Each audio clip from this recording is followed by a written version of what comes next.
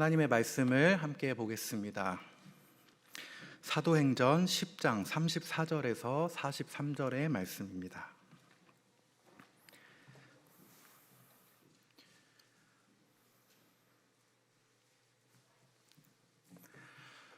사도행전 10장 34절에서 43절의 말씀을 저와 여러분이 한 절씩 교독하겠습니다. 베드로가 입을 열어 말하되 내가 참으로 하나님은 사람의 외모를 보지 아니하시고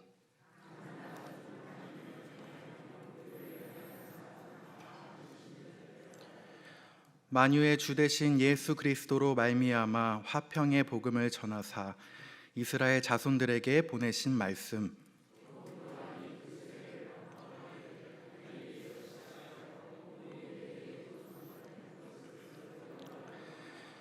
하나님이 나사렛 예수에게 성령과 능력을 기름 붓듯 하셨음에 그가 두루 다니시며 선한 일을 행하시고 마귀에게 눌린 모든 사람을 고치셨으니 이는 하나님이 함께 하셨음이라.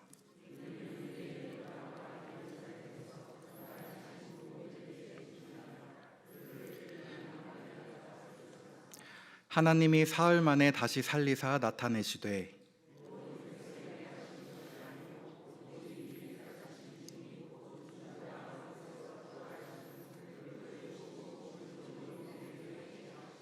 우리에게 명하사 백성에게 전도하되 하나님이 살아있는 자와 죽은 자의 재판장으로 정하신 자가 곧 이 사람인 것을 증언하게 하셨고 그에 대하여 모든 선지자도 증언하되 그를 믿는 사람들이 다 그의 이름을 힘입어 죄사함을 받는다 하였느니라. 아멘. 할렐루야. 우리 함께 인사하실 때 복음의 증인이 됩시다. 한번 인사할까요?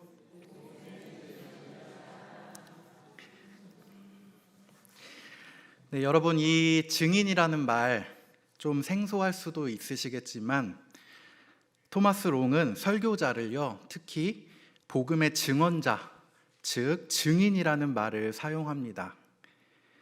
복음을 본대로 말하는 사람이죠. 다시 말하면 예수님의 삶을 옆에서 정말 생생하게 하나하나 지켜본 사람, 예수님의 내러티브인 삶과 죽으심과 또 부활하심과 재림, 그리고 승천까지 그것을 목격한 자, 그것을 전하지 않고는 견딜 수 없을 만큼 생생하게 그 현장에 있었던 바로 그 사람을 복음의 증인이라고 말합니다. 보통 증인이라는 용어는 법정 용어라고 합니다. 곧 증인은 법정에 서서 재판이 진행되는 진행 절차에 따라 법정에 서는 사람입니다. 법정에서 어떤 일이 일어납니까? 사건이 발생한 것은 공적인 일이므로 재판은 공적인 장소에서 진행이 됩니다. 또 재판의 목적은 진실을 밝히기 위한 것이며 모든 사람들이 이 진실을 알 권리가 있습니다. 그래서 폴 리퀘르라는 사람은 이 증인에 대해서 4가지를 이야기하는데요. 한번 잘 들어보시기 바랍니다.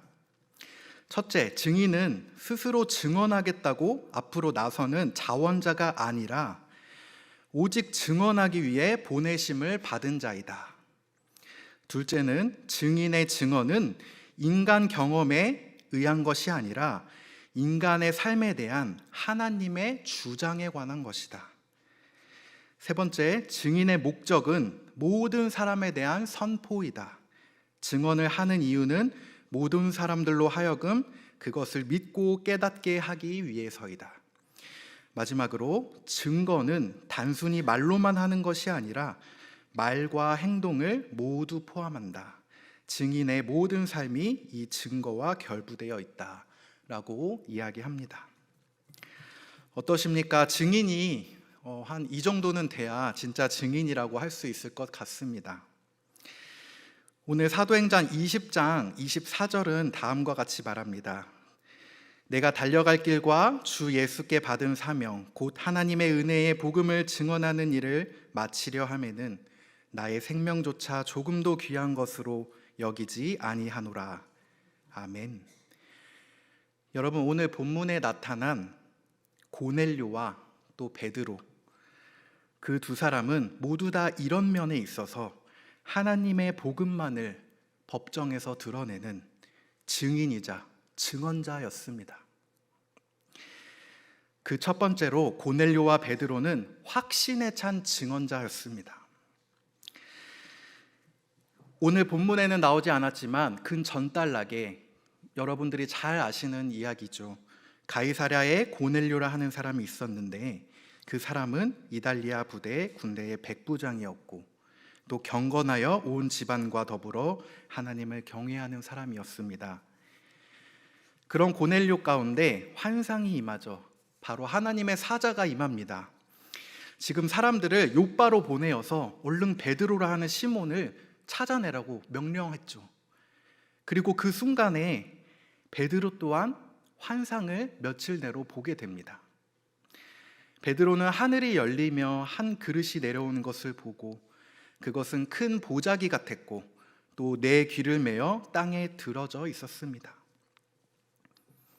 그 안에는 땅에 있는 각종 네 발 가진 짐승과 또 기는 것과 공중에 나는 것들이 있었습니다. 그리고 천사가 베드로에게 말합니다.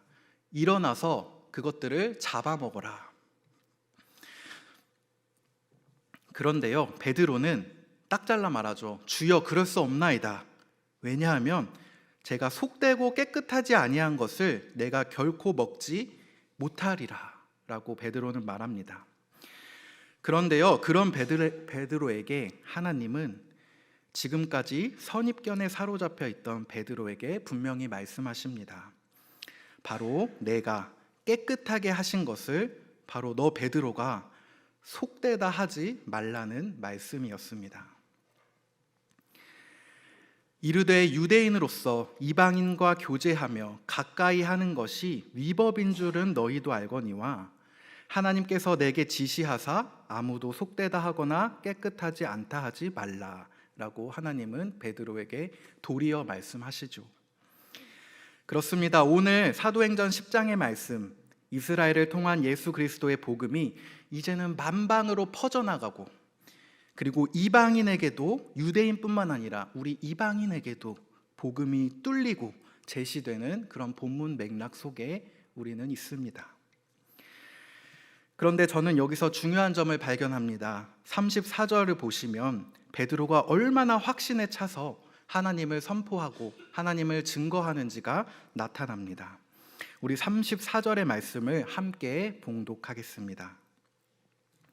베드로가 입을 열어 말하되 내가 참으로 하나님은 사람의 외모를 보지 아니하시고. 여러분, 하나님은 사람의 외모를 보지 않으신다고 오늘 말씀하고 계십니다. 사람의 외모라고 해서 어떤 키, 몸무게 이런 것들이 외모가 될 수 있겠지만 그런 외적인 것만을 오늘 말하는 것은 아니죠. 이것은 정체성에 관련된 것입니다. 즉, 그 사람이 속한 환경이나 태생 같은 거, 그 배경이 어디로부터 왔는지, 어디로부터 그 사람이 왔는지, 어디 족속인지, 어느 민족인지, 어느 나라인지, 이제 하나님 안에서는 그것이 다 상관없이 공평해졌다라는 말씀입니다. 다시 말하면 하나님은 우리 마음의 중심을 보시고 그 어떤 외부적인 조건으로 우리를 정죄하거나 판단하지 않으신다고 말씀하고 계십니다. 그러한 하나님의 속성을 오늘 우리는 잘 들여다볼 수가 있습니다. 여러분, 베드로는 이제 이를 깨달았다고 말합니다. 바로 성령이 주시는 확신으로 말미암아 베드로의 인지와 이성과 또 우리 가슴에 울리는 그 감정에 있어서 이것이 이제 깨달아지고 이것이 활짝 비치고 성령의 그 조명하심으로 말미암아 하나님의 이러한 속성이 깨달아졌다라는 것이죠. 베드로는 이러한 하나님을 온전히 확신하고 신뢰할 수가 있었습니다. 여러분, 베드로는 고넬료와 만난 이후에 고넬료의 집에서 지금 이를 줄줄이 계속 설교하고 있습니다. 하나님은 이제 사람의 외모, 즉 유대인뿐만 아니라 모든 인류를 구원하시고 그리고 이방인에게도 구원이 열렸다는 진리의 말씀을 오늘 베드로는 확신 있게 설교하는 중입니다. 여러분, 베드로는 스스로 이 진리를 증언하겠다고 나온 증언자가 아니었습니다. 오직 증언하기 위해 성령을 통해서 보내심을 받은 자였습니다. 또한 베드로는 인간 경험에 대한 증언이 아니었고 인간을 다스리는 바로 하나님의 생각에 대한 선포를 오늘 이루고 있습니다. 그러므로 중심을 보시는 하나님을 확신했던 베드로는 계속해서 자신이 보고 느낀 바를 고넬료에게 그리고 많은 이들에게 그 복음을 줄줄이 선포하고 있습니다. 그리고 여러분, 두 번째로는 베드로가 하나님을 두려워하며 의를 행하는 사람을 하나님께서 받으신다고 말씀하고 계십니다. 우리 이 시간에 다 같이 35절의 말씀을 한번 봉독하겠습니다. 시작. 각 나라 중 하나님을 경외하며 의를 행하는 사람은 다 받으시는 줄 깨달았도다. 아멘. 여러분, 하나님을 경외하며 의를 행하는 사람, 하나님을 경외한다는 것은 이것은 어떻게 보면 하나님과 나와의 1대1의 그 위와 아래의 수직적인 관계, 그리고 의를 행한다는 것은 이것은 어떻게 보면 이제 하나님의 말씀으로 말미암아 그 말씀대로 이제 세상과 공동체에게 그 사랑을 실현하는 그런 수평적인 관계와 관련이 있습니다. 그러므로 하나님을 경외하고 의를 행하는 사람을 하나님이 기뻐하신다고 오늘 분명히 말씀해 주십니다.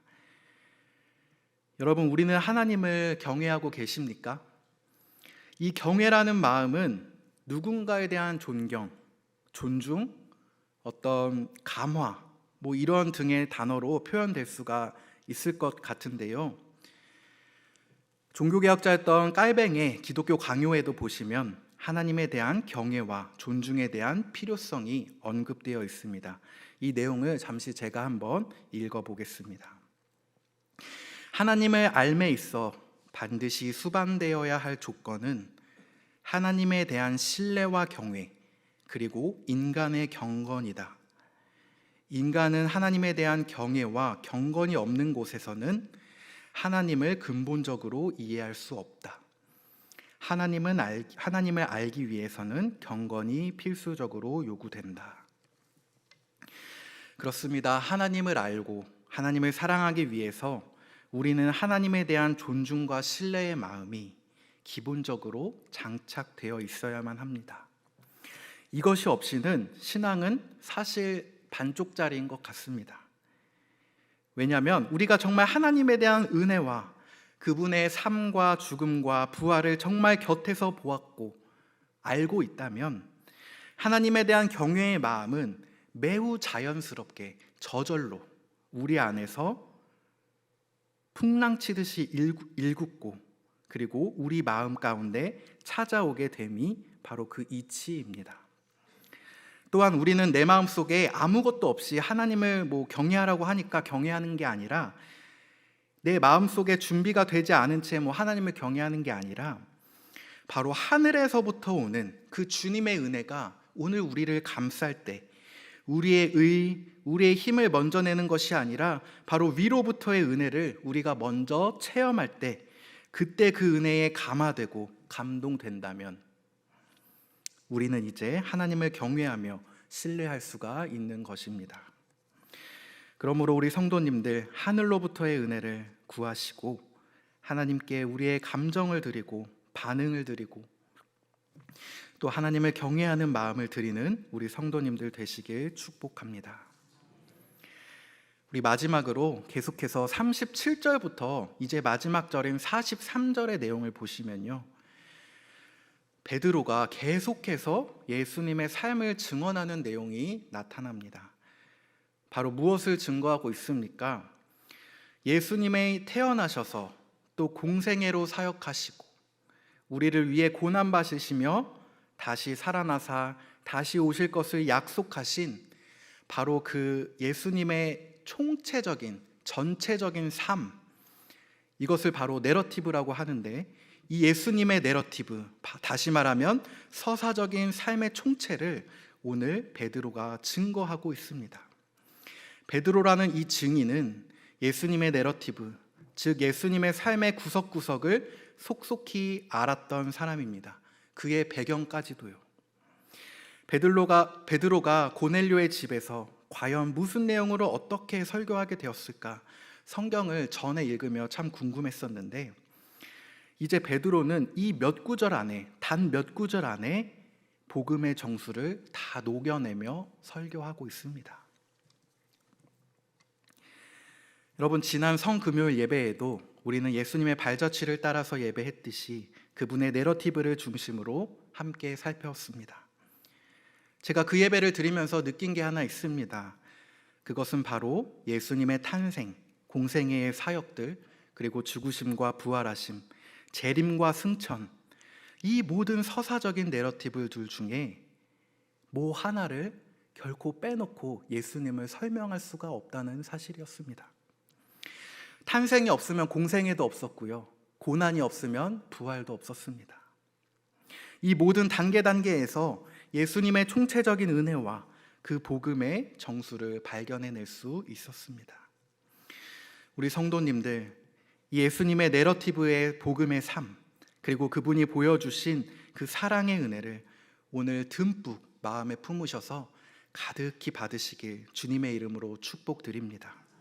어느 하나에 치우치지 않고 그 예수님의 삶의 구석구석을 잘 발견하시며 깨닫는 은혜가 오늘 저와 여러분께 있길 축복합니다. 오늘 베드로가 예수님의 그 복음 내러티브, 이 복음의 알맹이를 고넬료와 또 많은 사람에게 전했던 것처럼 오늘도 예수님의 삶을 따라가며 그분의 서사를 배우기 원합니다. 이제 설교를 맺으면서 우리 43절의 말씀을 마지막으로 다 함께 읽고 마치겠습니다. 43절입니다.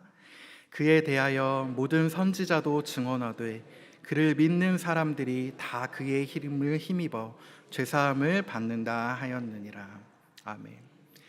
그렇습니다, 여러분. 이제 모든 사람이 바로 예수님의 이름으로, 그 예수님 한 분의 이름으로 죄사함을 받고 구원에 이를 것입니다. 이제 우리는 더 이상 복음, 이 기쁜 소식을 가만히 앉아서 듣고만 있을 수는 없는 사람들입니다. 세상에 나아가 이 기쁜 소식을 전하며 증인된 삶을 살아내시길 바랍니다. 우리가 몸담고 있는 가정과 직장, 그리고 여러 사회적인 친구 관계들 속에서 바로 이러한 예수님의 내러티브를 알리고 증거하는 우리 세상의 소금 모든 염산교회 성도님들 되시기를 주님의 이름으로 간절히 축원합니다.